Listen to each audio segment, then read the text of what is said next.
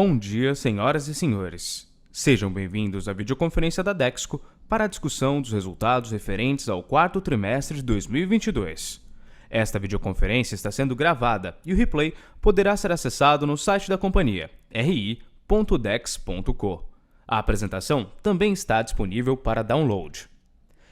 Esta videoconferência também está disponível em inglês. Para acessá-la, você pode pressionar o ícone de globo localizado no canto inferior direito da tela do Zoom e depois optar por entrar na sala em inglês.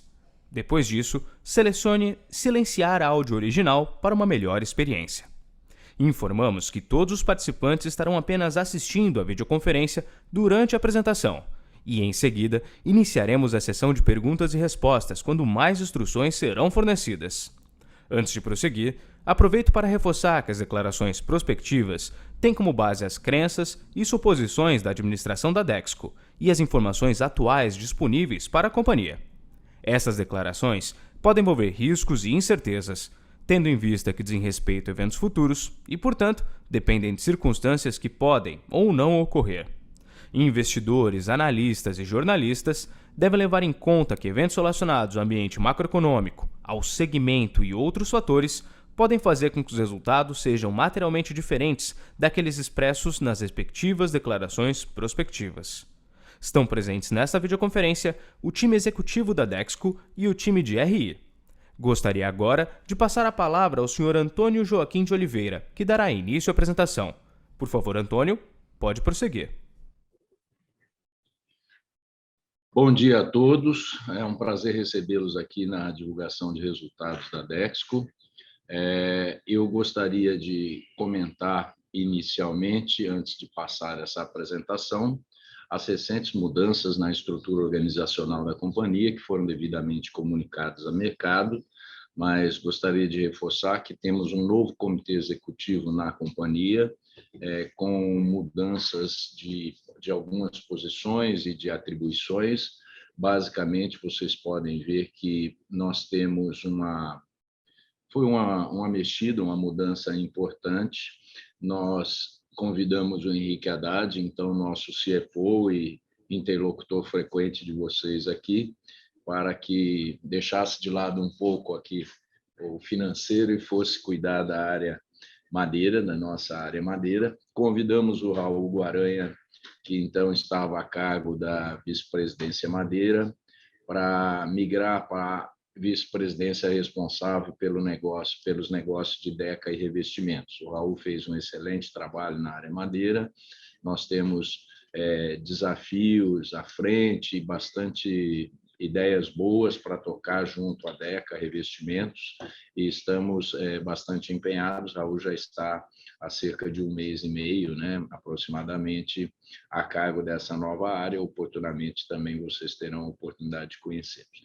E gostaria de formalmente apresentar o Francisco Semeraro, que era nosso diretor de controladoria e passa a ser o nosso CFO e diretor de relações com investidores. O Francisco está na empresa já há alguns anos, tem uma vasta experiência aí anterior, ainda é jovem e está iniciando conosco neste cargo, que encampava boa parte das suas atribuições anteriores, A Natasha e todo o time de RI, então passei a reportar ao Francisco, que está aqui conosco, e ele vai conduzir a apresentação como de sempre. Gostaria também de salientar a mudança de escopo da diretoria de TI para TI Growth com o Daniel Franco, onde nós concentramos todas as operações e projetos que temos na parte envolvendo e-commerce, envolvendo o varejo físico, também as ações junto às nossas investidas, como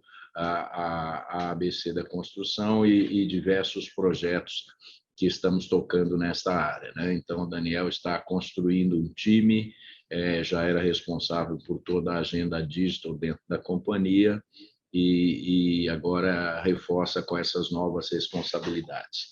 A Glízia permanece à frente da diretoria de Gente SD e, como último movimento, nós trouxemos a Marina, que está conosco já há 2 anos, aproximadamente, que unificando todo esse conceito de marketing e design, trazendo essa área tão importante que é responsável pelas marcas, pelo cuidado com os projetos de marketing, de design, e unificando esses projetos em madeira, deca e revestimentos no nível do comitê executivo. A Marina vai trabalhar, obviamente, de forma muito ligada ao Henrique Haddad e ao Raul Guaranha, que continua responsável pelos P&Ls de cada unidade de negócio. Tá? Com essa nova estrutura, a gente espera ter um processo bastante efetivo, um trabalho muito forte em rentabilidade, um trabalho muito forte em produtividade, e tocar adiante os nossos planos que estão desenhados no nosso plano estratégico de 5 anos que a gente sempre tem pela frente. Passo, então, a palavra ao Francisco, que inicia essa interação com vocês, fazendo a apresentação dos nossos resultados. Obrigado. Obrigado pela apresentação, Antônio. Olá, pessoal, bem-vindos e obrigado por acompanharem mais uma divulgação trimestral de resultados da Dexco. É um prazer estar aqui com vocês hoje. No slide 4, iniciamos nossa apresentação, onde descrevemos os destaques do trimestre e do ano.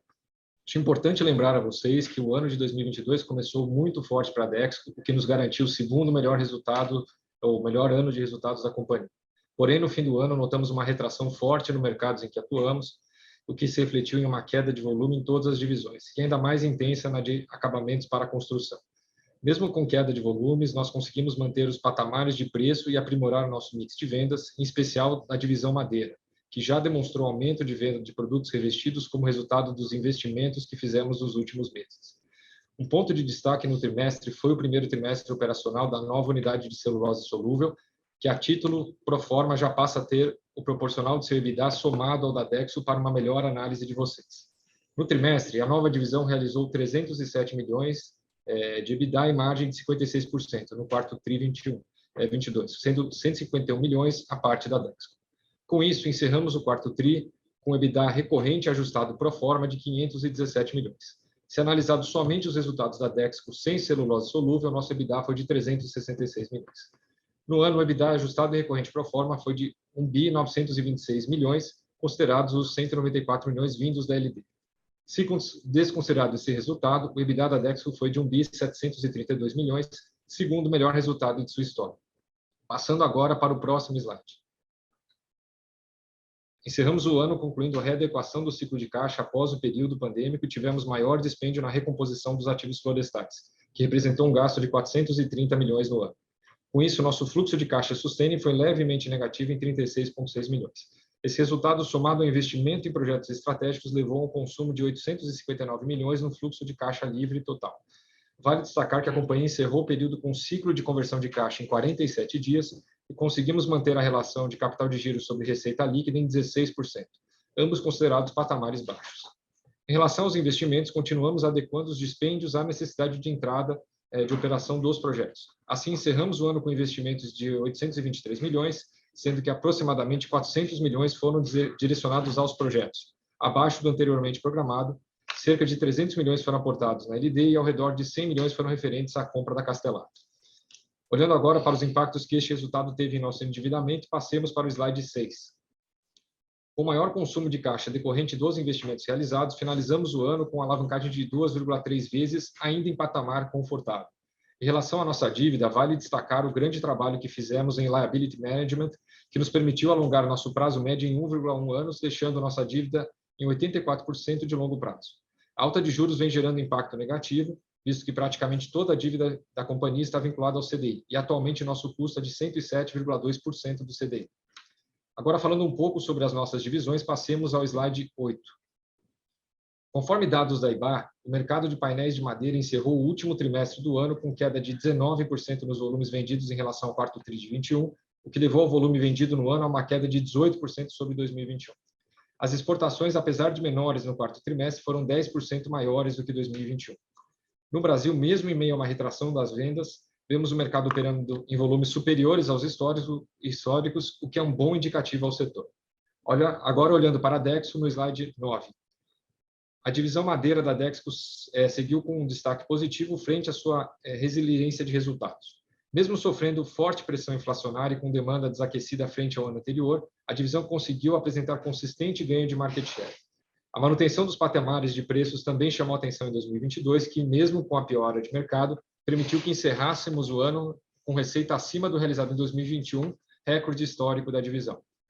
No quarto trimestre, outro destaque foi a retração dos custos da divisão, o que possibilitou a alta de 5,4% do EBITDA ajustado e recorrente em relação ao terceiro TRI 22. Além da significativa melhora de mix, que graças aos projetos de investimentos permitiram um aumento de 14% na venda de produtos revestidos em comparação com o quarto TRI 21. Agora passando para o próximo slide, onde falaremos dos resultados de celulose solúvel. No primeiro trimestre em fase operacional, a nova unidade de celulose solúvel vendeu 91 mil toneladas vendidas a um preço médio de $1.130 por tonelada, o que mesmo com os custos e despesas ainda pressionados em meio ao processo de ramp-up, levou ao EBITDA ajustado e recorrente total de 308 milhões e margem de 57%. No ano, as vendas da nova divisão foram de 140 mil toneladas, o que resultou no EBITDA ajustado e recorrente de 398 milhões, com margem de 45%. Vale lembrar que a Dexco possui 49% deste negócio e, por isso, se fôssemos consolidá-los em nosso número, o resultado dessa divisão agregaria o EBITDA da companhia de 151 milhões no trimestre e 194 milhões no ano. Nós estamos muito contentes com o desempenho da nova divisão e animados pelo que está por vir. Passando agora para a divisão de acabamentos para construção, no slide 12. O setor de materiais de construção apresentou uma retração média de 6% no faturamento bruto deflacionado no quarto trimestre de 22 e de 7% quando comparado com os mesmos períodos do ano passado, conforme dados divulgados pela Abramate. Apesar da retração, a Abramate segue com perspectiva positiva para 2023, com expectativa de alta entre 1% e 3%. Quando olhamos para a divisão de metais e louças no slide 13, o ano foi desafiador para a divisão de metais e louças. Após um primeiro semestre de recorde de resultados, a divisão encerrou o quarto TRI de 22 sofrendo os impactos da forte piora do mercado, com queda de 29% no volume vendido em relação ao quarto TRI 21, enquanto no ano essa queda foi de 21%. Em contrapartida, a divisão conseguiu implementar aumentos de preços em linha com sua estratégia de pricing, de forma que a receita unitária avançou 20% em relação a 2021, sendo 9% em relação ao quarto trimestre de 21. Com isso, ela encerrou o ano com a segunda maior receita líquida histórica da divisão. Mesmo com um bom patamar de receita, a pressão nos custos e piora nas vendas fez com que o EBITDA da divisão fechasse o quarto trimestre em 52 milhões, o que resultou no EBITDA de 311 milhões para o ano de 2022. Agora, falando sobre o mercado de revestimentos cerâmicos, passemos para o slide 14. O mercado de revestimentos cerâmicos encerrou o trimestre com retração de 29% no volume de vendas, enquanto no ano esta queda foi de 18%, conforme dados da Anfacer. Passando para a divisão de revestimentos da Dexco, agora no slide 15. Na divisão de revestimentos, as vendas caíram 34%, levando à antecipação das paradas de manutenção de todas as fábricas de revestimentos cerâmicos, o que teve impacto direto nos custos do quarto TRI 22 e elevou o EBITDA ajustado recorrente de 22,7 milhões no trimestre e 234,3 milhões no ano. Vale destacar que nos antecipamos a um movimento de paradas no mercado, o que está acontecendo com outros concorrentes agora no primeiro trimestre. Apesar da piora de resultados em relação a 2021, no ano de 2022 a divisão conseguiu implementar preços a fim de compensar parte da pressão inflacionária, o que permitiu que o resultado do ano fosse o segundo mais alto já apresentado. Agora, passando para nossas iniciativas ESG no slide 17. Falando agora sobre ESG, 2022 foi o ano em que fortalecemos os compromissos da Dexco no tema ESG, através de disseminação da nova temporada de cultura corporativa da Dexco, o nosso jeito de ser e fazer, capacitando as lideranças e difundindo para todos os níveis hierárquicos, da aprovação das diretrizes de responsabilidade social da companhia, da revisitação dos temas materiais da Dexco com mais de 700 stakeholders envolvidos, internos e externos, e aprovação do COMEX, e do avanço das metas e compromissos da Estratégia de Sustentabilidade 2025, com destaque à marca de 30% de mulheres em cargos de liderança e mais de 2,5 milhões de reais investidos em projetos incentivados. Passemos agora para o último slide. Gostaria de encerrar a apresentação falando um pouco sobre nossas expectativas para o ano. Inicialmente, gostaria de reforçar que, mesmo em meio a uma reviravolta que o mercado deu, em especial no último trimestre de 2022, conseguimos confirmar um novo patamar de resultados da Dexco, encerrando o EBITDA de 1,7 bilhão sem a parcela da LD Celulose. Esse resultado foi o segundo melhor da história da companhia e é superior à média de resultados que apresentamos entre os anos de 2015 e 2018 e ainda maior do que os resultados inteiros de 2019 e 2020, já no terceiro trimestre. Isso nos mostra que os movimentos transformacionais ocorridos nos últimos anos foram realmente bem-sucedidos e mudaram o posicionamento da companhia. Contudo, entendemos que 2023 será um ano desafiador, em especial pelas incertezas do cenário macroeconômico que estão impactando os níveis de confiança e demanda.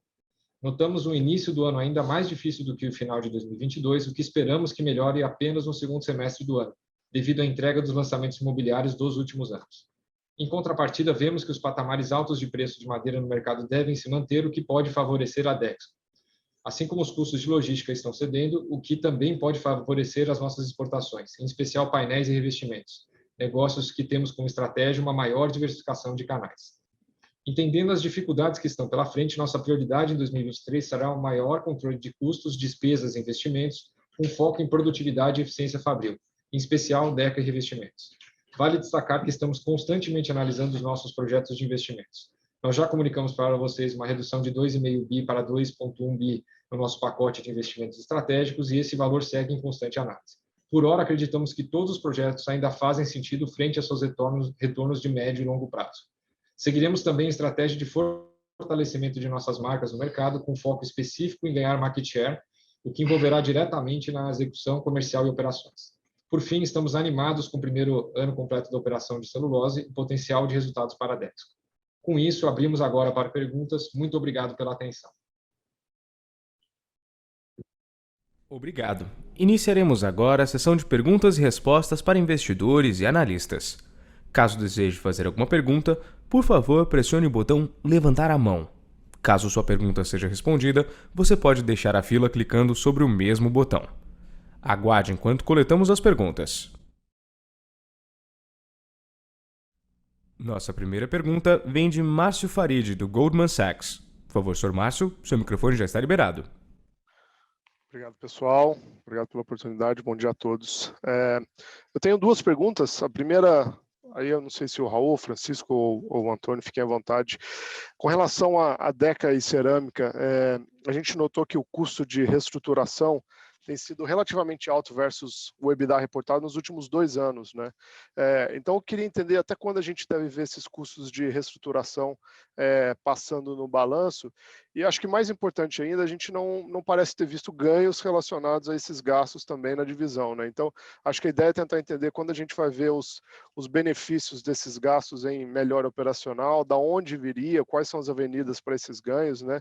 Se é mais focado no comercial, industrial, se é uma conjunção de fatores, e se dá para a gente ver uma melhora no business, né, de Deca mais cerâmica, antes de uma melhora de mercado, se tem muito trabalho para ser feito dentro de casa, ou se agora a gente está dependendo muito mais de melhora de mercado, né? Eu notei uma queda muito relevante no volume no quarto trimestre. Aparentemente, vocês comentaram que o primeiro TRI, os concorrentes estão indo numa direção parecida, mas como que foi a movimentação de market share no quarto trimestre? O que a gente está pensando aqui agora, indo para 2023?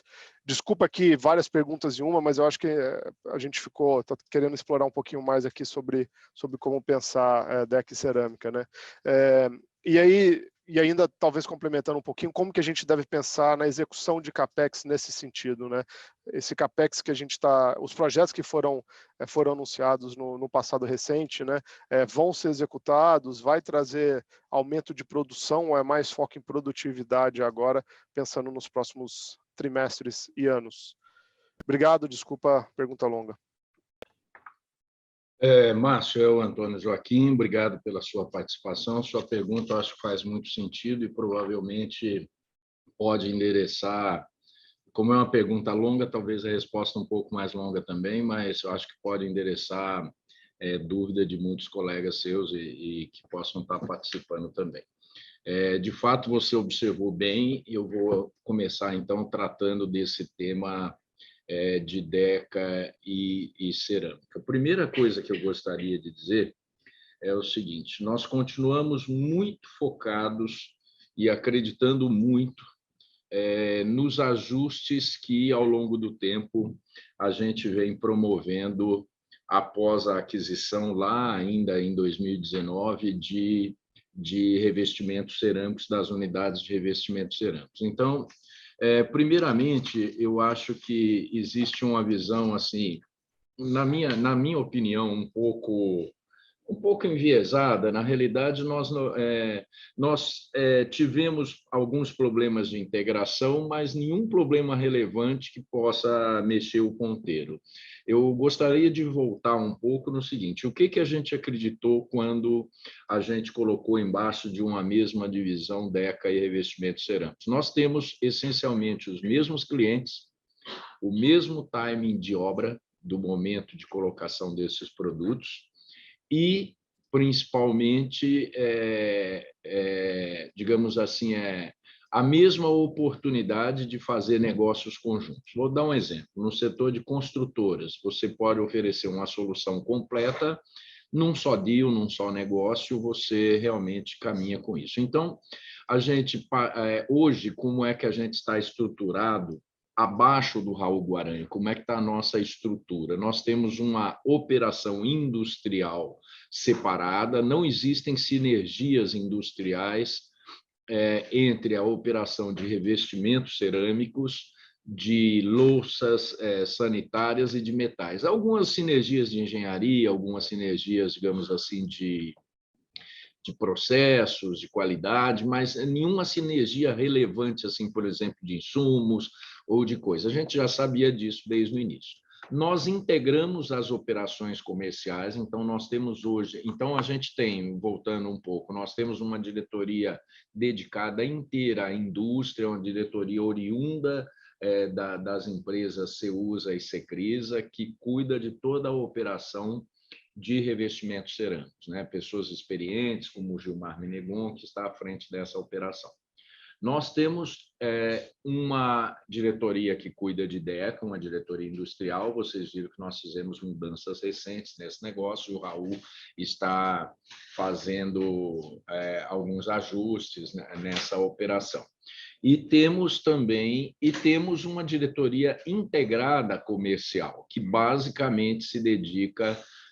hoje nós até separamos exportação, depois eu explico um pouco, mas a gente tem uma diretoria que se dedica a fazer esse trabalho conjunto, porque realmente são os mesmos clientes, o mesmo time de compra. Então, a gente tem somente em algumas regiões, algumas operações em lojas especializadas ainda um pouco separadas, mas os grandes clientes são atendidos pelas mesmas gerências responsáveis, tá? Então, a gente acredita muito nas sinergias que a gente obteve já na área comercial. Todas as sinergias que a gente planejou nessa área em termos de custo, elas estão, e elas, infelizmente, estão ofuscadas por um mau momento de mercado mesmo. Mas essas sinergias foram obtidas, tá? E o que nós estamos fazendo nesse sentido é o seguinte: você observou cortes de reestruturação. Então, a primeira resposta à sua pergunta, Márcio, a gente não deve ver pela frente mais nenhuma coisa relevante em termos de custos de reestruturação. A gente tinha um trabalho muito intenso a fazer, por exemplo, de properização em termos assim, a gente tinha muitos representantes comerciais, a gente tornou própria quase toda essa força de venda dos mercados relevantes, então isso teve grandes dispêndios. A gente teve muita reestruturação em back-office, em Deca, em todo esse processo que demandou investimentos, mas esse processo ele está finalizado. Então, de agora por diante, quando houver qualquer movimento, digamos assim, você vai adequar uma força de mão de obra, uma coisa, a tendência é que isso esteja sempre recorrente, mas dentro da normalidade. Não temos nenhuma previsão de reestruturação relevante a ser feita. O time, o que tem agora é ajuste, se a gente tiver alguns ganhos, a gente vai sempre implementar, mas, digamos, na recorrência do dia a dia.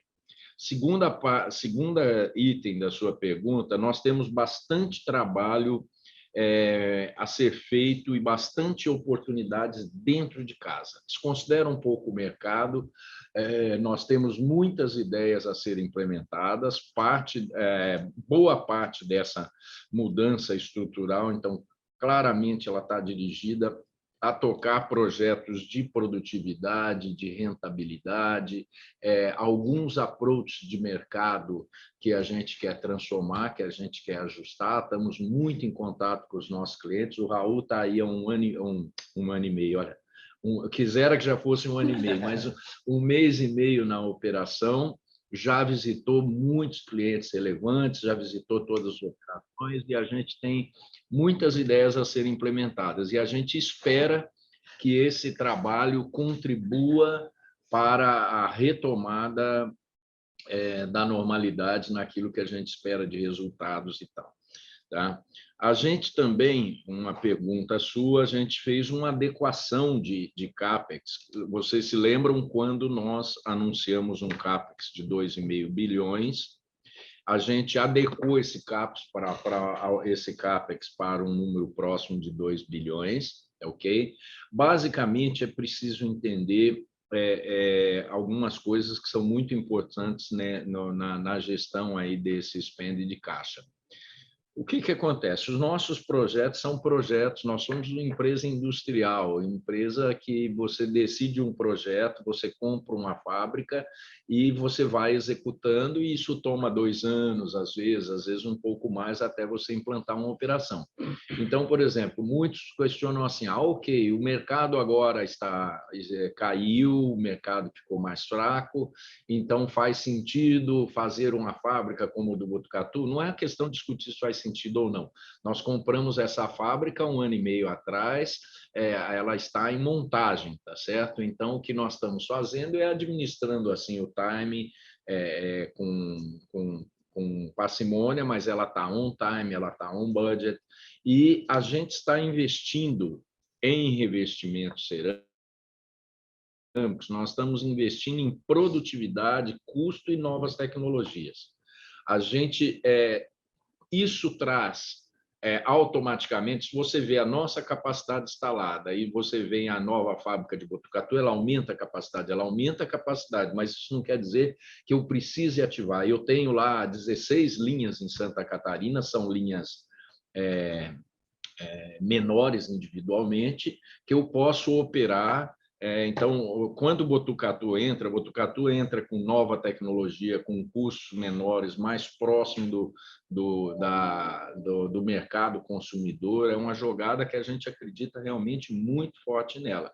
E ela pode, se o mercado estiver bom, retomar o mercado, a gente pode operar tudo. Se não retomar, a gente opera Botucatu, opera outras em Santa Catarina e podemos parar alguma linha mais antiga, mesmo porque não temos nenhum custo fixo relevante nessa parada. Essas linhas, a maioria das antigas já está depreciada, ou seja, nós temos essa flexibilidade de operação, tá? Mas o que eu queria dizer, com relação ao CAPEX, o que nós fizemos? Nós cancelamos toda a expansão que tínhamos previsto há 2 anos atrás em louças, não implementamos nada, em louças sanitárias, ok? Cancelamos. Mantivemos 100% do investimento em automação em louças, isso é importante para a qualidade, para a produtividade, para custo no fim do dia. Então, a gente acredita muito nisso, é um projeto de longo prazo, nós estamos investindo mais de 300 milhões nesse processo. Nós estamos mantendo a parte do investimento em metais que diz respeito a novas tecnologias, a novos acabamentos, de coat, todo esse processo. Não temos nenhum aumento relevante de capacidade em metais. Essa parte que se destinava ao aumento, a gente contingenciou. A gente mantém o projeto de investimento em florestas de longo prazo no Nordeste, é um projeto de 5, 6 anos, com CAPEX bem distribuído, tranquilo, e a gente manteve ele. Então, o que eu quero dizer é o seguinte, nós ajustamos aquilo que precisávamos ajustar e agora estamos em plena execução. Então, a pergunta é assim, abaixo desses 2 bilhões, por exemplo, restantes de CAPEX, há muito o que fazer, nós podemos contingenciar? Não, são projetos que estão em andamento, são máquinas que estão compradas e estão sendo estabelecidas, ok? Então, Márcio, desculpe pela longa coisa, mas eu acho que é importante fazer esse processo. A gente viveu no 4º TRI uma situação que, obviamente, não estava nos planos da gente. Nós vimos o mercado refluir bastante, a gente antecipou, por isso o resultado bem ruim de revestimentos cerâmicos no quarto tri, a gente antecipou, a gente praticamente parou a produção em dezembro, porque a gente estava com estoques altos, adequamos tudo isso, demos férias coletivas, fizemos tudo isso e retomamos a produção agora. Esse mercado ruim afetou muito o DECA, principalmente porque haviam muitos estoques na cadeia, ok? Muitos estoques com o cliente, então a gente trabalhou isso. Então, eu queria dizer para vocês que o mercado ficou desafiador no quarto tri, entrou novamente os 2 primeiros meses, a gente está operando com o mercado ainda mais difícil. Então, o resultado que a gente vê em DECA e revestimentos, eu só queria frisar com muita força uma coisa. Todos os drives que a gente tem estratégicos, todos os drives de operação, nos levam e a gente mantém nossa crença de que a gente pode operar revestimentos cerâmicos numa visão de mais longo prazo. A gente tem turbulências aqui nesse momento, mas os nossos targets continuam a operar essa divisão em patamares de rentabilidade ao redor de 25% de margem EBITDA, é isso que a gente sempre planejou. Eu acredito nisso, acho que a gente tem os processos. No momento que o mercado está mais difícil, ela pode ser um pouco mais baixa, mas os processos de longo prazo nos levam a isso. E esses investimentos vão nos ajudar nesse sentido. Me perdoem pela longa resposta, mas eu imagino que teriam muitas perguntas nesse sentido e a gente pode dar sequência. Obrigado, Márcio.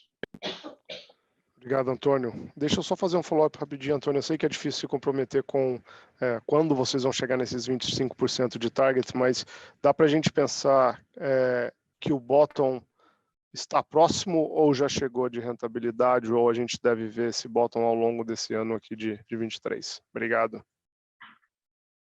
Não, eu imagino, Márcio, que o seguinte, nós não imaginamos, a gente imagina que de agora para frente a gente vá continuamente melhorar a nossa rentabilidade. Eu espero que que as condições de mercado melhorem e que a gente tenha condição com essas ações de retomar. Então, você me pergunta assim, você acha que ainda a gente entrou, como eu falei, o início do ano é um período desafiador. Tradicionalmente, o primeiro tri ele é mais fraco. Esse ano nós temos situações macros que comprometeram bastante. Todos vocês viram a confusão que foi o mês de janeiro, as operações pararam, muitos dos nossos clientes ficaram muito em dúvida o que vai acontecer com o país, como é que está acontecendo no governo e tal.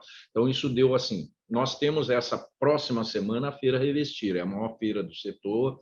Nós tivemos o preview da Revestir, com muita afluência de clientes, os clientes animados numa retomada. Então, eu acredito que a gente vive nesse momento possivelmente os piores momentos de resultado que a gente poderia esperar. Eu espero realmente que a gente consiga melhorar e com algumas respostas, não digo de longo prazo, mas eu acho que ao longo do ano a gente recupera, a gente tem planos e compromissos de budget para isso. Então, o quanto tempo a gente demora para retomar, eu falo retomar o patamar de 25%, que a gente operou muito tempo acima disso. Então, eu acho que a gente, é difícil dizer exatamente quando, mas a gente acredita muito forte nessa recuperação, não só do patamar disso, como também de DECA. Nós estamos tomando ações vamos passar um período, esse curto prazo mais difícil, talvez o primeiro tri, depois a gente espera já entrar num caminho de recuperação. Muito obrigado, Antônio. Obrigado a você. Nossa próxima pergunta vem de Caio Greiner, do BTG Pactual. Por favor, Sr. Caio, seu microfone já está liberado. Olá, bom dia a todos, obrigado. Minha pergunta era muito parecida, minha principal pergunta era muito parecida com a anterior, pessoal, mas eu queria abordar, entrar um pouco mais a fundo na parte comercial da coisa, né? Quando a gente olha para a performance, principalmente de volumes da divisão de acabamentos, acho que aí com muito foco em Deca, a gente olha que parece ter sido bem abaixo do mercado, né? A divisão das unidades da Dexco versus o setor. E eu queria que vocês elaborassem um pouquinho mais sobre isso. Antônio, eu sei que você pincelou um pouco o assunto na tua resposta anterior, mas o ponto que eu queria abordar é que a companhia apostou muito nessa nova estratégia comercial nesses últimos anos, e aí quando a gente vê um resultado desse, com uma queda tão expressiva de volume e receita, chama um pouco a atenção, né? Acho que toda essa parte comercial, essa estratégia, ela estava indo muito bem. Então, eu queria ouvir de vocês, assim, se teve algum contratempo nessa estratégia, se teve alguma coisa, algum ponto que vocês podem comentar que aconteceu dentro do micro da companhia, que pode ter influenciado isso, ou se vocês consideram que não, que pô, não tem nada a ver com o micro da companhia, que o específico da companhia foi mais um vento contrário de mercado mesmo, que eu lembro que no passado vocês já chegaram a mencionar alguma coisa em relação a alguma dificuldade para capturar sinergias comerciais entre o resultante da fusão entre as duas unidades, Deca e Revestimentos.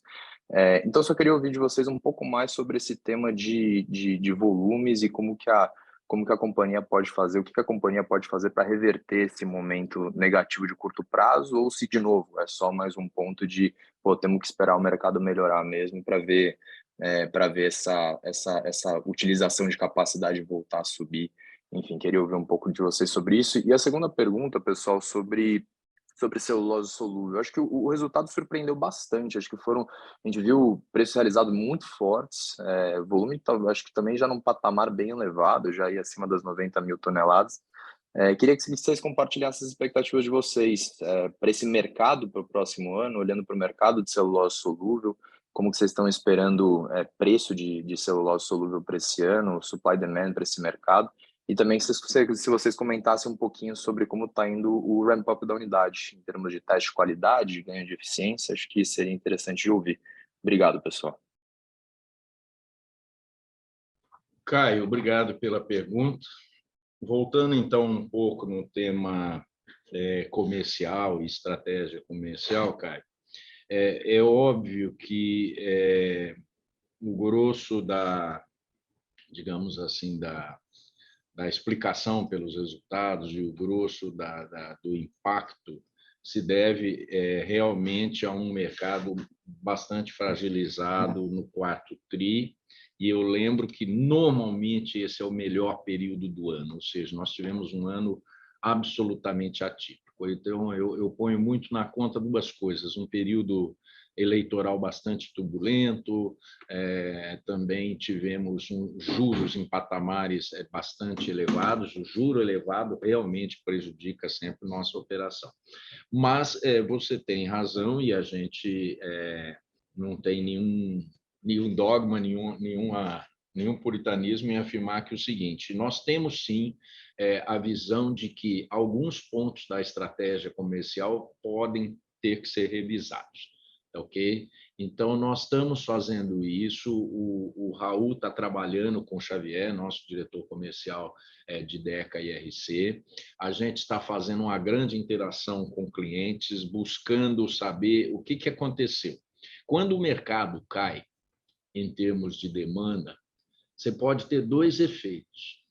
E os dois são ruins, mas um particularmente nos afeta mais. O primeiro vamos dizer assim, você pode ter como ocorreu, uma queda grande de demanda por volumes. O mercado estava muito estocado. O nosso cliente tradicional trabalha com bastante estoque. E ele segurou naturalmente. Acho que se eu estivesse no lugar dele, faria a mesma coisa, manter estoques mais baixos, enquanto existe uma incerteza com relação ao mercado. O fluxo, as lojas e a venda, mesmo o sell-out, não caiu só o sell-in, caiu fortemente o sell-out nesse período. Tá? Então, o primeiro efeito é volume. O segundo efeito é mix. Tá? Pode ter um efeito importante de mix, porque se o cliente a compra está mais cara, os preços de materiais de construção cresceram muito nos anos de pandemia. Então, como a compra está mais cara, a gente tem que estar muito atento para eventuais movimentos que pode trazer o mix para baixo. Uma pessoa escolher, digamos, uma torneira, escolher uma peça de cerâmica um pouco mais barata, isso também, obviamente, não é bom para os negócios, né? Nós estamos fazendo um grande deep dive junto com os nossos clientes na estratégia comercial, estamos investindo em melhorar a logística, estamos colocando na mesa tudo que a gente viu e aprendeu. Eu falo assim, aquilo que parece mais óbvio não é verdadeiro, tá? Nós não tivemos, digamos assim, um problema relevante pelo fato de comercializar junto revestimentos cerâmicos ou Deca, mas, por exemplo, uma política que funciona muito bem, funcionou muito bem no período de alta demanda, pode ser que ela não seja exatamente a mais adequada no momento de refluxo dessa demanda. Então, o Raul está aqui, a gente está trabalhando nesse aspecto e olhando coisas, e a gente já tomou várias medidas aí nesse primeiro mês, a gente começa a ver resultados, estamos interagindo muito com os nossos clientes. Por exemplo, esse mercado, um mercado extremamente importante para a DEC e a LC é o de lojas especializadas. Nós estamos reestruturando nosso time, trazendo gente mais forte nessa área, buscando para que a gente não tenha efeito. Então, a gente pode ter perdido um pouco de market share no quarto TRI, e a gente está muito atento a isso, porque a gente vê hoje, nesse momento, se olhar janeiro, fevereiro, a gente vê nossos concorrentes sofrendo muito. Tem um retrato, não sei da última semana, mas tem retrato aí de pouco menos de um mês atrás, a gente tinha o número de fornos, por exemplo, em revestimentos cerâmicos parados, era da ordem aí de 50%, então, no mercado inteiro. Então, existe uma crise de mercado. A gente acredita que está bem posicionado com produtos, estamos revisando toda a nossa política de price, estamos investindo muito forte, convido vocês a irem a revestir a partir da semana que vem. Então, a gente está fazendo movimentos. Caio, nós não temos nenhum dogma aqui do tipo, se a gente vê alguma coisa que não estava funcionando, e algumas coisas a gente achava que não estava funcionando, internamente nós estamos tratando de ajustar isso e tomando essas posições. Depois, se alguém quiser completar, fique à vontade. Tá? Sobre celulose solúvel, eu, inclusive, estou visitando com alguns acionistas amanhã essa operação, uma das visitas normais. A gente está bastante satisfeito. Eu diria o seguinte, celulose solúvel, nós já atingimos o patamar de volume mensal. Nós já temos, por exemplo, um orçamento programado para o ano de 2023 que prevê plena operação, ou seja, uma produção anual aí, você tem que tirar algum efeito de parada, mas ao redor de 480, por aí, 1.000 toneladas no ano, ou seja, isso é plena operação. A outra coisa que nos satisfaz muito isso foi a primeira coisa que a gente atingiu. Antes de atingir o patamar de produção, a gente atingiu uma qualidade excepcional. Sempre se espera, quando você produz celulose solúvel, você tem um determinado percentual de celulose A e de celulose B, e nós estamos praticamente com 100% de A. Então, o projeto está. Tivemos um ramp-up, o ramp-up de uma planta, essa é uma planta, por exemplo, muito mais complexa do que uma planta de celulose comum. Então, ela tem features diferentes, mesmo das demais plantas de celulose solúvel, tecnologias embarcadas da própria Lenza. Então, a gente passou esse período de aprendizado, aqueles ajustes de equipamento, então eu acredito que agora a gente entra normal. Em termos de volume, então, eu já expliquei, o que mais afetou celulose solúvel e ainda continua afetando, mas a gente vê boas perspectivas no front, é o aspecto de custos, tá? Porque o custo de insumos, vocês viram aí até nas próprias conversas com o pessoal de celulose, cresceu bastante, ok? Tem coisas que a gente tem que esperar o mercado, temas como logística, temos como custo. A gente tem contratos de longo prazo que nos beneficiam um pouco, mas vários insumos químicos subiram muito. Então, eles começam a apresentar tendência de queda, o que é bom. os preços estão em bons patamares, estão em patamares acima do que era nosso business case, né? A gente operou aí no último trimestre com celulose próximo aí de $1.000 a tonelada, estamos agora um pouco acima de $900 a tonelada, que são bons patamares de preço. Então, a gente está animado e a gente acha que essa divisão vai cumprir, digamos assim, com a sua expectativa, com aquilo que a gente espera dela, um bom hedge, um faturamento em moeda estrangeira, a paridade do dólar para exportar está boa também. Enfim, a gente temos ajustes finos, mas já operando dentro de um patamar muito bom. Eu acho que vocês agora de mercado que analisam deveriam se dedicar mesmo a como essa celulose solúvel vai trazer valor para a Dexco, né? Ainda estamos apresentando, obviamente, pro forma, mas isso tem possibilidade de gerar bastante valor para os nossos acionistas a longo prazo. Obrigado, Antônio. Nossa próxima pergunta vem de Rafael Barcelos, do Santander. Professor Rafael, seu microfone já está liberado. Bom dia a todos e obrigado. Vocês me escutam? Tá. Bom dia a todos e obrigado por pegar aqui minhas perguntas. A minha primeira pergunta acho que é mais para o Antônio, que seria mais aqui sobre a visão estratégica de longo prazo de vocês. Tá? Nos últimos anos, a empresa foi muito vocal em defender aí o foco nos segmentos de deck e cerâmica, mas nos últimos trimestres que a gente tem visto é que a divisão de madeira tem performado melhor, né? Ao mesmo tempo em que algumas dificuldades aqui nas divisões de deck e cerâmica, até que já foram comentadas no call, foram levantadas. Então, minha pergunta aqui seria mais entender se o foco da empresa em termos de crescimento e alocação de capital continuará sendo aqui as divisões de deck e cerâmica, e principalmente agora que temos essa nova configuração do comitê executivo, qual vocês acreditam ser aqui o melhor caminho para melhorar a performance aqui de deck e cerâmica? Tá? E aí a segunda pergunta sobre madeira é mais para entender como vocês estão vendo aqui essa dinâmica de mercado de painéis no Brasil, né? A gente já está em março, então pode ser interessante se vocês pudessem comentar um pouco sobre demanda e preço. Tá? Obrigado.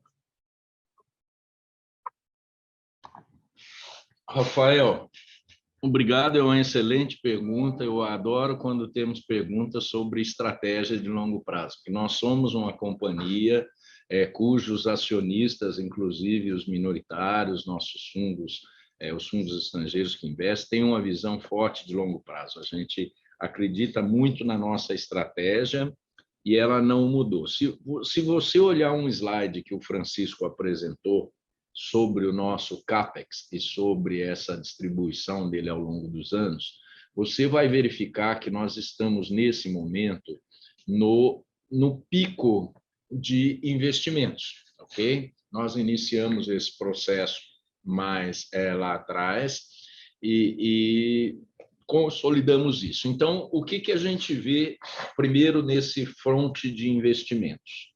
A visão predominante nesse ano de 23, no ano de 24, possivelmente início de 25, é que a gente não tem planos para novas expansões além daquelas que já estão em andamento. Nós queremos consolidar os investimentos, de fato pagar as contas, enfim, e a gente vai reduzir sensivelmente o CAPEX digamos assim, não o sustain, mas o CAPEX de novos projetos para os próximos anos, né? Nós não temos, ao término desse projeto, nós vamos estar muito bem preparados em revestimentos cerâmicos, com fábricas novas, com investimentos em tecnologia, idem em Deca Metais, com uma operação de louças mais automatizada. E, já fazendo um link com madeira, investindo fortemente no projeto que nós anunciamos de levar a operação florestal no Nordeste a outro patamar. Operação essa que, nesse momento, é extremamente rentável. A gente tem, por exemplo, temos florestas maduras em produção sendo vendidas a madeira em pé mesmo a patamares que, por eles mesmos, já justificam os investimentos. Então, a gente está com esse projeto de longo prazo, e é um projeto de baixo CAPEX comparativamente, porque não estamos comprando terra, temos arrendamento em patamares bastante competitivos, estamos muito bem localizados. Então, o futuro da área madeira, nós não temos hoje, pergunta, vocês acham que vão expandir a área madeira no curto prazo? Não, nós não temos essa visão de mercado, a gente acha que o mercado nos próximos anos vai estar equilibrado em oferta-demanda, a gente não vê nem projetos relevantes de concorrentes e a gente também vai ter que desenvolver esse mercado, mas se um dia tivermos essa oportunidade de crescer, a gente tem a base florestal para fazer. Então, é uma estratégia realmente de longo prazo para as duas coisas, né? Como você observou, madeira vem bastante resiliente, tá? O mercado de madeira não está ruim, o mercado de madeira, claro que a gente tem muito cuidado de comparar tudo com 21, né? 21 foi realmente um ano outliner para todos os negócios. Mas madeira, por exemplo, entregou muito próximo do que era o nosso budget em 2022 e entrou 23 também entregando de forma bastante alinhada ao nosso budget. A gente está com a estratégia bem construída de diferenciação. Madeira, ao contrário do que a gente viu e comentou já em Deca e RC, a gente vê uma boa perspectiva já no primeiro TRI, assim, o primeiro TRI também é mais fraco, todo mundo sabe que o primeiro TRI para nós é o maior desafio, né? Mas os nossos clientes animados, os volumes sendo contratados, as carteiras colocadas, enfim, a gente vê madeira bem resiliente, né? O Haddad aqui no onboarding dele já fez várias visitas, eu já tive com ele, inclusive, no Polo Moveleiro de Ubaça. Semana passada ele esteve no Rio Grande do Sul com os nossos clientes em Bento Gonçalves, a gente já rodou bastante, e o que a gente vê é bastante ânimo, o setor de indústria vem bem, o setor de varejo tem, naturalmente, no primeiro semestre, alguma competição, mas é muito localizada, e o que eu vejo aqui, eu reforço uma coisa que eu já venho comentando há cerca de 2 anos, e agora vocês começam a observar nos balanços tanto dos nossos concorrentes quanto dos nossos colegas, por exemplo, de celulose, né? Que é o efeito tremendo do custo e da indisponibilidade de madeira no mercado. Então, a Dexo tem oportunidade de sair muito bem, uma vez que a gente controla 100% da nossa operação. Por exemplo, nesse momento, em madeira, quando, por alguma razão, eu resolvo reduzir, sei lá, 5% na produção, ou alguma coisa assim, eu vendo a madeira no mercado a patamares excelentes, gerando ótimo resultado. Então, a gente tem uma situação muito boa e não precisamos comprar madeira, ao contrário de todos os nossos concorrentes, sem exceção praticamente, que estão vivendo situação bastante difícil com preços de madeira. Vocês podem acompanhar o ativo biológico dos balanços já divulgados de empresas de celulose daqui, realmente é um efeito muito grande. Então, eu acho que a gente está bastante preparado em madeira. E a estratégia, como eu digo, mas mesmo para madeira, a gente não vê, além dos investimentos que a gente está tendo, coisas relevantes agora. Então, a gente deve viver um próximo período onde a gente vai trabalhar mais para realmente melhorar a EBITDA, melhorar custos, produtividade, dar mais resultados. Nós não temos um forecast de investimentos relevantes, principalmente enquanto a gente vai atravessar esse período que ainda é de incertezas, né? Vamos ver como o país performa mais à frente, tá bom? Tá ótimo, obrigado. Nossa próxima pergunta vem de Isabela Vasconcelos, do Bradesco BBI. Por favor, Isabela, seu microfone já está liberado. Obrigada, bom dia a todos. Eu tenho 2 perguntas aqui do meu lado, ainda em madeira. A gente viu uma melhora de mix bastante expressiva no 4º trimestre, e aí eu só queria, né, eu sei que isso faz parte da estratégia de vocês, mas só queria confirmar se houve alguma coisa pontual no 4º trimestre, ou se vocês esperam, obviamente tem, enfim, variações de sazonalidade, mas se vocês esperam uma continuação desse melhor mix em 2023. E a segunda pergunta é também em painéis, e especificamente de exportação, né? Acho que vocês comentaram, acho que, Antônio, você comentou de uma melhora possível de exportação em 2023. Eu só queria explorar um pouco mais como tem vindo essa rentabilidade de exportação, qual a expectativa de share de exportação em 2023. E aí, também, para finalizar, vocês comentaram de maior exportação de revestimento também, né? Então, eu só queria, se vocês puderem comentar um pouco mais e dar um pouco mais de cor sobre essas possibilidades, também seria interessante. Obrigada. Eu vou passar para o Haddad, ou Isabela, responder sobre madeira e essa parte toda. Depois a gente finaliza falando um pouquinho de exportação de revestimentos aí, Haddad, por favor. Ok, obrigada. Oi, Isabela, tudo bom? Obrigado pela pergunta. Na verdade, você realmente já fez o ponto. Acho que o que está acontecendo no quarto trimestre vem acontecendo nos últimos, realmente a consolidação da estratégia de longo prazo que vem sendo implementada. Lembre que o nosso mix ele tem uma complexidade, porque além do mix de produto que a gente vem puxando mais para o revestido, e que vem tendo um resultado bastante positivo, a gente também tem um mix entre os canais, os principais canais de distribuição, varejo e indústria. Mas, de qualquer forma, não tem nada assim muito fora da curva, né? Isso é uma tendência de verdade, a gente está apostando bastante. Eventualmente, você vai ter algumas mudanças de patamar em um trimestre comparado com o outro, mas resultado dessa consistência mesmo. Acho que a gente tem um grande objetivo e para caracterizar isso, né? O Antônio mencionou da Revestir. Eu acho que seria bacana se vocês tivessem chance de estar presentes, porque nós vamos estar mostrando mais um capítulo importante nessa questão da evolução dos materiais, dos acabamentos, das soluções que vão ser, para nós, o futuro e já estamos transformando ele em presente dentro do nosso portfólio de produtos. Então, estamos bastante satisfeitos. Longe de dizer que a gente não tem desafios em relação ao mercado, como foi mencionado, mas claramente no mundo da madeira a resiliência é maior e eu acho que se a gente comparar com o que aconteceu nos últimos 6, 7 anos, né, o que está passando hoje é resultado de uma lição de casa profunda que foi feita dentro da estrutura da área de madeira. Então, não tem nada por acaso que vem acontecendo, muito pelo contrário, é uma execução que demorou. Se a gente pensar bem, foi bastante passos que foram dados nesse sentido. Quer falar da exportação, Antônio? O Haddad pode até complementar. O tema de exportação é um dos negócios onde a gente está botando bastante ficha e uma expectativa bem positiva para 2023. Madeira chegou a atingir no ano de 2021 patamares importantes de exportação e a gente está vendo uma retomada disso.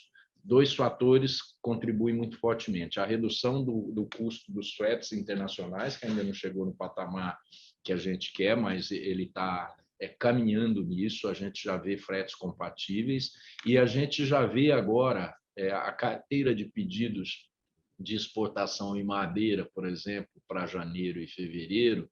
A gente vê bastante retomando um patamar bastante forte, mais do que dobrando aí em relação talvez aos últimos meses. Então, é um processo que a gente espera realmente a operar com carteira forte, podendo trabalhar talvez aí numa casa aí de 50 mil metros mensais, alguma coisa aí mais à frente. Então, a gente acha que pode trabalhar nesse patamar, que praticamente significa uma fábrica, uma linha inteira exportando. Tá? Então, as perspectivas são boas.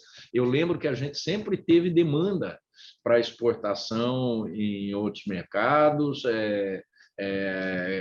com o acirramento da guerra na Europa, isso se deu uma arrefecida, mas já retomou, e a gente tinha dificuldades com custos logísticos que começam a ficar bom. E o Raul também está fazendo um trabalho agora em DECA e RC, e nós, inclusive, estamos reestruturando a área de exportação Tanto estamos reestruturando em madeira, temos até um novo executivo já trabalhando com a Haddad, e o Raul também está trazendo novas pessoas, passamos a gestão desta área, inclusive, diretamente ao Gilmar Menegon, e o senhor Raul pode comentar alguma coisa. A gente espera fortalecer bastante a parte de exportação de revestimento e tem oportunidades. Raul, comenta um pouco. Sim, Isabela, exemplo do que o Antônio falou de madeira, né? A gente acredita também no mercado de exportação para revestimento cerâmico e outras categorias mais focadas em América Latina, né? Estamos, de uma certa forma, até surpreendidos com a potencial de demanda, né? Com um foco maior em revestimentos cerâmicos. A gente está vendo carteira de exportação crescendo na casa de 30% com relação ao último trimestre do ano passado. Como o Antônio falou, o frete é um peso importante, mas eles vêm sucessivamente caindo, mais lento do que a gente imaginava, mas chegando a patamares hoje que já viabiliza um bom nível de rentabilidade, né? Além disso, como o Antônio falou, a gente tem muitos fornos pequenos e bastante flexíveis, então isso ajuda também. A exemplo da madeira em revestimento, a ocupação ótima é algo absolutamente importante, então a gente acredita nessa ferramenta para a gente ajudar na diluição de custo fixo, ainda gerando rentabilidade. Então, tem mais para acontecer nessa frente, mas vamos ver um avanço rápido por aí. Bem interessante. Só um follow-up em relação a mix de exportação. Eu lembro, ano passado, da gente comentar que vocês, né, têm em madeira, eu também queria escutar de revestimento cerâmico, vocês tinham conseguido exportar produtos mais premiums, né? Então, eu queria saber se isso continua, né, nessa retomada de exportação e também pensando em revestimento cerâmico, enfim, se dá para exportar com maior facilidade grandes formatos, né? Imagino que a logística também não seja tão fácil assim. Não, a logística não é um grande tema para a exportação de grandes formatos. Você consegue fazer ocupação de container razoavelmente bem também, tanto para pequenos quanto para grandes formatos. Sim, a gente tem que atuar realmente em exportação de mercados que valorizam qualidade, né? Não dá para entrar em briga de preço, vender pequenos formatos. Pequeno formato pode ser, mas em peça especial, com valor agregado, mas sim, estamos caminhando para vender produtos com mix premium também na exportação. Na madeira funciona igual, né? Eu acho que aqui a gente começa a ter presença nos países da América Latina em produtos premium também. No piso é isso, a gente vai trabalhar fortemente para esse tema de melhorar o mix de exportação aí para produtos de qualidade e de premium de preço também. Isabela, um ponto importante a ressaltar é que a gente não pode olhar o que é, vamos dizer, a moda, o que é o modelo de revestimentos cerâmicos, por exemplo, aqui, e extrapolar isso para o mercado externo. Por exemplo, um mercado extremamente forte, que é o mercado norte-americano, que está bastante forte, ele é um mercado que exige peças um pouco diferentes, são peças menores, não são peças tão grandes quanto as outras, e o que a gente verificou, e que o Raul está trabalhando forte agora, é que a gente tem competitividade em certas linhas, em certos formatos, excepcional.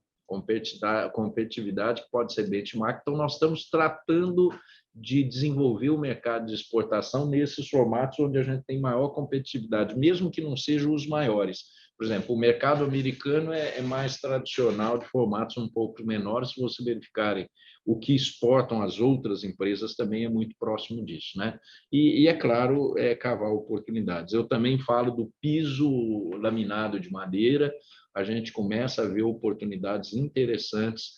Era um mercado que estava bastante sofrido aqui, que a gente vê oportunidades interessantes em recuperar em grandes fornecimentos, por exemplo, para o mercado norte-americano. Tá? Tá claro, obrigada. Obrigado a você. Obrigado. A sessão de perguntas e respostas está encerrada. Gostaria agora de passar a palavra ao Sr. Antônio para que faça as considerações finais da companhia. Por favor, Sr. Antônio, pode prosseguir. Bom, eu queria agradecer a participação de todos. Agradecer todo esse meu novo time que está aqui todo comigo e a gente fazendo um novo trabalho, uma grande reestruturação toda baseada internamente, que a gente fez aí com coragem para enfrentar pontos e continuar esse processo de contínua transformação da empresa. Também chamo a atenção para pontos não abordados aqui, o trabalho bem forte que a gente está fazendo e estruturando cada vez mais junto a investidas e junto a esse tema do varejo físico, estamos aprendendo bastante também esta parte de vendas da internet, do mundo digital, né? E também um trabalho bastante forte que a gente dá sequência esse ano de marketing, a gente já falou bastante que nós vamos ter flagship store, nós vamos ter coisas que vão surgir ao longo do período e que a Marina está à frente disso, tá? Então, agradecer, lembrar que momentos assim mais difíceis é sempre um impulso para que a gente continue com essa visão de longo prazo. Muito obrigado a todos e tenham um bom dia. A Natasha, a todo o nosso time, eu mesmo estou à disposição, claro, para qualquer dúvida que tiverem mais à frente. Obrigado e um bom dia a todos.